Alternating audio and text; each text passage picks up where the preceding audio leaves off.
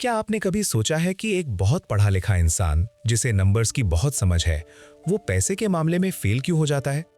और वहीं दूसरी तरफ एक आम इंसान जिसने कभी कोई बड़ी डिग्री नहीं ली, वो करोड़पति कैसे बन जाता है? ये सवाल बहुत अजीब लगता है, पर यही सच है।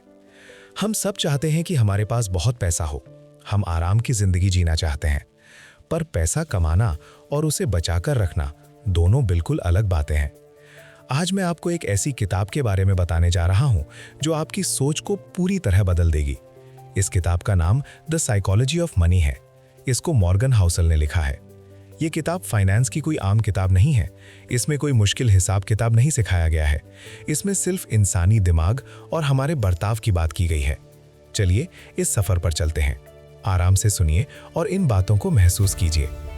इस किताब का सबसे बड़ा और मुख्य विचार बहुत सरल है, पर वो बहुत गहरी बात कहता है। हम बचपन से यही सुनते आते हैं कि फाइनेंस एक मैथ का विषय है। हमें लगता है कि अगर हमें जोड़ घटाना आता है तो हम अमीर बन सकते हैं।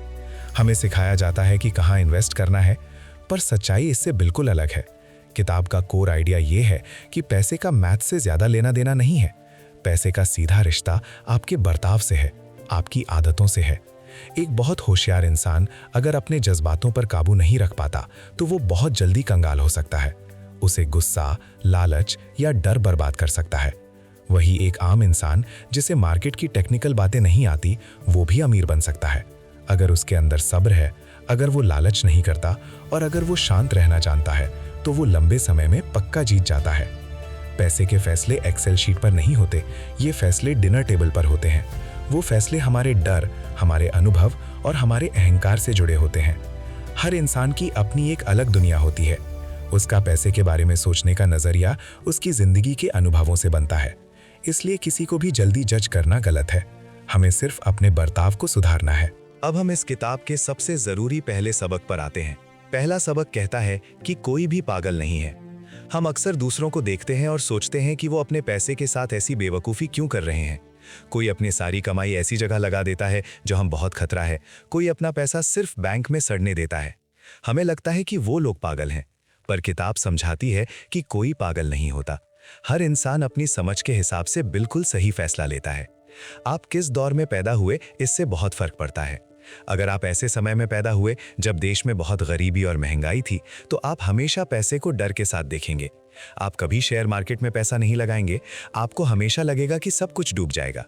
पर अगर आप ऐसे वक्त में पैदा हुए जब इकोनॉमी बहुत तेजी से ऊपर जा रही थी, तो आपका पैसे पर पूरा भरोसा होगा। आप बिना डरे रिस्क लेंगे।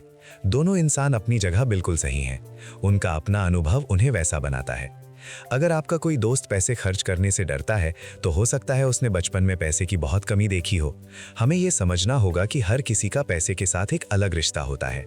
दूसरा सबक किस्मत और रिस्क के बारे में है। हम सब सोचते हैं कि मेहनत करने से ही सफलता मिलती है।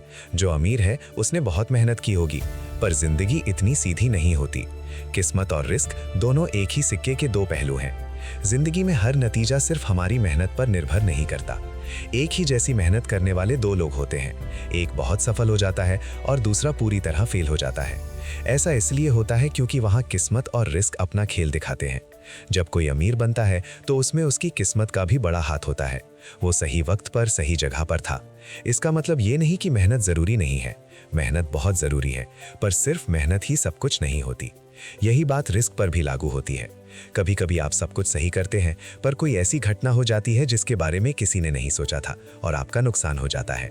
इसलिए जब आप सफल हों तो खुद पर बहुत ज्यादा घमंड मत करें, और जब आप फेल हों तो खुद को पूरी तरह से दोषी मत मानें। किस्मत और रिस्क को हमेशा ध्यान में रखें। ये सोच आपको हमेशा जमीन से जुड़ा रखेगी। तीसरा सबक बहुत ही गहरा है। ये सबक है कि कब रुकना है, ये जानना बहुत जरूरी है। इंसानी फितरत ऐसी है कि हमें कभी सब्र नहीं होता। हम जितना कमाते हैं, हमारी ख्वाहिशें उतनी ही बढ़ती जाती हैं। 1 लाख कमाने वाला 10 लाख चाहता है। ये लालच कभी खत्म नहीं होता। आज के समय में सोशल मीडिया पर दूसरों को देखकर हम और ज्यादा परेशान हो जाते हैं। अगर आपको ये नहीं पता कि आपके लिए कितना पैसा काफी है, तो आप बहुत खतरनाक रास्ते पर हैं। बहुत से अमीर लोग जिनके पास पहले से ही बहुत पैसा था, उन्होंने और ज्यादा कमाने के लालच में अपना सब कुछ बर्बाद कर लिया। उन्होंने ऐसे खतरे उठाए जिनकी उन्हें कोई जरूरत नहीं थी। वो लोग अपना नाम, अपनी इज्जत और अपनी आज़ादी सब कुछ खो बैठे, सिर्फ इसलिए क्योंकि वो रुकना नहीं जानते थे। ये एक ऐसी दौड़ है जिसका कोई अंत नहीं है। इस दौड़ को जीतने का एक ही तरीका है, और वो तरीका है इस दौड़ में हिस्सा ही ना लेना। आपको खुद तय करना होगा कि आपकी ज़रूरतें क्या हैं। आपको अपने लिए एक सीमा बनानी होगी। जब आप उस सीमा पर पहुंच जाएं, तो आपको सुकून से बैठना आना चाहिए, वरना पैसा आपका मालिक बन जाएगा और आप उसके गुलाम बन जाएंगे। चौथा सबक वक्त के जादू के बारे में है। इसे कंपाउंडिंग कहते हैं।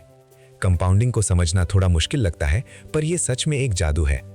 दुनिया के सबसे अमीर इन्वेस्टर वॉरेन बफेट की कहानी सब जानते हैं। लोग सोचते हैं कि उनके पास पैसे कमाने का कोई रहस्य है, पर उनका सबसे बड़ा रहस्य सिर्फ उनका वक्त है। उन्होंने अपनी जिंदगी की सबसे बड़ी दौलत उस वक्त कमाई जब वो 65 साल के हो चुके थे। उन्होंने बहुत छोटी उम्र में पैसे बचाना और इन्वेस्ट करना शुरू कर दिया था, और उन्होंने अपने पैसे को बढ़ने के लिए लगातार सालों का वक्त दिया।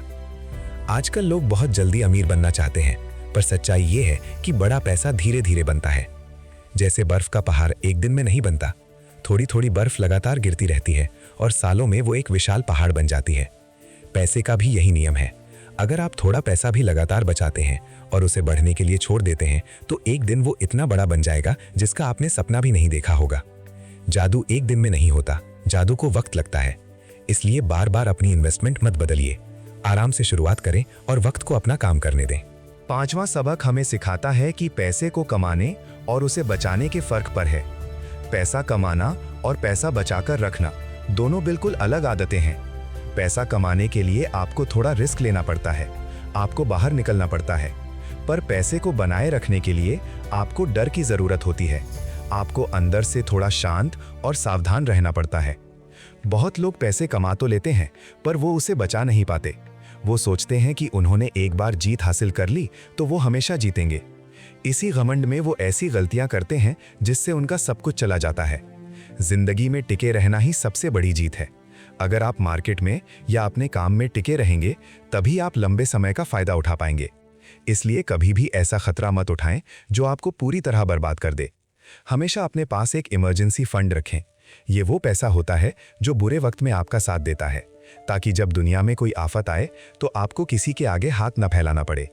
पैसा कमाने से ज्यादा गर्व पैसे को बचाकर रखने में होना चाहिए। ये सच्ची समझदारी है। छठा सबक हमें सिखाता है कि असली दौलत वो है जो आपको दिखाई नहीं देती। हम लोग अक्सर दूसरों की महंगी चीजें देखकर धोखा खा जाते हैं। सड़क पर कोई बहुत बड़ी और महंगी गाड़ी चला रहा है, हम तुरंत सोच लेते हैं कि वो इंसान बहुत अमीर है, पर हकीकत बिल्कुल उलट हो सकती है। वो महंगी गाड़ी इस बात का सबूत नहीं है कि उसके पास बहुत पैसा है, बल्कि वो इस बात का सबूत है कि उसके पास गाड़ी खरीदने से पहले जितना पैसा था, अब उसमें से उतने पैसे कम हो गए हैं। हो सकता है उसने वो गाड़ी उधार पर ली हो। असली दौलत वो होती है जो खर्च नहीं की गई होती, वो पैसे जो बैंक अकाउंट में आराम से रखे हैं, वो इन्वेस्टमेंट्स जो वक्त के साथ धीरे धीरे बढ़ रहे हैं। वो दौलत आपको कभी किसी को दिखाई नहीं देती। दौलत का असली मतलब आज़ादी है। आज़ादी का मतलब है अपने समय पर सिर्फ अपना हक होना। जब आपके पास असली दौलत होती है तो आपको किसी को कुछ दिखाने की ज़रूरत नहीं पड़ती। इसलिए अमीर दिखने की कोशिश बिल्कुल मत करें, बल्कि असली अमीर बनने पर अपना ध्यान लगाएं। दिखावे की जिंदगी आपको कभी सुकून नहीं दे सकती, पर असली दौलत आपको जिंदगी की हर आज़ादी दे सकती है। आप जब चाहें उठ सकते हैं, जो काम आपको पसंद हो सिर्फ वही कर सकते हैं। इस किताब की सीख को पूरी तरह समझने के लिए एक बहुत ही शानदार सच्ची कहानी दी गई है। ये कहानी हमेशा याद रखने लायक है। एक तरफ रोनाल्ड रीड नाम के एक आम आदमी थे। रोनाल्ड एक गैस स्टेशन पर सफाई और गाड़ियों में तेल भरने का काम करते थे। वो एक बहुत ही साधारण जिंदगी जीते थे। उनके पास ना कोई महंगी गाड़ी थी, ना महंगे कपड़े। जब उनकी मौत हुई तो उनके आसपास के सभी लोग हैरान रह गए। दुनिया को पता चला कि उनके पास करीब 7 करोड़ रुपए की संपत्ति थी। उन्होंने ये पैसा कैसे बनाया? उन्होंने कोई लॉटरी नहीं जीती थी। उन्होंने सिर्फ अपनी छोटी सी कमाई का एक हिस्सा लगातार बचाया और उसे बिल्कुल आराम से सेफ जगह पर इन्वेस्ट किया। उन्होंने लालच नहीं किया। वक्त के साथ उनका थोड़ा सा पैसा बहुत बड़ा बन गया। वहीं दूसरी तरफ एक और कहानी रिचर्ड नाम के इंसान की है। रिचर्ड एक बहुत पढ़े लिखे और होशियार इंसान थे। वो दुनिया की सबसे बड़ी यूनिवर्सिटी से पढ़े थे। उन्होंने बड़े बड़े बैंकों में काम किया था। वो फाइनेंस के एक्सपर्ट थे। उनके पास करोड़ों की आमदनी थी। उन्होंने दिखावे के लिए बड़े बड़े घर खरीदे, बहुत सारा पैसा उधार लिया। लेकिन जब दुनिया में आर्थिक मंदी आई तो उनका पूरा हिसाब गड़बड़ा गया। उन्होंने अपनी चादर से ज्यादा पैर पसारे थे। नतीजा ये हुआ कि वो पूरी तरह कंगाल हो गए। उन्हें अपना सब कुछ बेचना पड़ा। ये दोनों कहानियां हमें जिंदगी का सबसे बड़ा सच बताती हैं। पैसे के मामले में आपका दिमाग कितना तेज है, ये बिल्कुल जरूरी नहीं है। जरूरी ये है कि आप अपने लालच, अपने डर और अपने अहंकार पर कितना काबू रखते हैं। सफाई करने वाला जीत गया क्योंकि वो शांत था और उसमें सब्र था। फाइनेंस का बहुत बड़ा एक्सपर्ट हार गया क्योंकि उसके अंदर अहंकार और लालच था। अब आखिर में सबसे बड़ा सवाल आता है, ये किताब किसके लिए है और इसे समझने के बाद आपकी जिंदगी में क्या बदलाव आएंगे? ये किताब हर उस इंसान के लिए है जो जिंदगी में आराम और सुकून चाहता है। चाहे आप अभी पढ़ाई कर रहे हैं, चाहे आप कोई छोटी मोटी नौकरी करते हैं, या चाहे आप कोई बहुत बड़ा बिजनेस चलाते हैं, पैसे की सच्ची समझ हर किसी को होनी ही चाहिए। इस किताब की बातों को अपनी जिंदगी में उतारने के बाद आपका पैसे को देखने का नजरिया पूरी तरह बदल जाएगा। पहले आप शायद पैसे के पीछे भागते थे ताकि आप दूसरों को दिखा सकें। अब आप समझेंगे कि पैसा कमाने से ज्यादा जरूरी उसे शांति से संभालना है। आप दूसरों की महंगी चीजें देखकर परेशान नहीं होंगे। आप समझ जाएंगे कि असली खुशी आजादी में है। आप अपने छोटे छोटे कदमों पर भरोसा करना शुरू करेंगे। आपको समझ आएगा कि रात को सुकून की नींद आना किसी भी महंगी गाड़ी से ज्यादा कीमती है। पैसे को अपना सबसे अच्छा दोस्त बनाइए, उसे अपना मालिक कभी मत बनने दीजिए। अपनी जरूरतों को पहचानिए, थोड़ा बचाइए और उसे वक्त के साथ बढ़ने दीजिए, क्योंकि अंत में आपका शांत बर्ताव और आपका सब्र ही आपकी सबसे बड़ी दौलत बनेगा। बस यही इस शानदार किताब का सबसे गहरा और सबसे खूबसूरत संदेश है।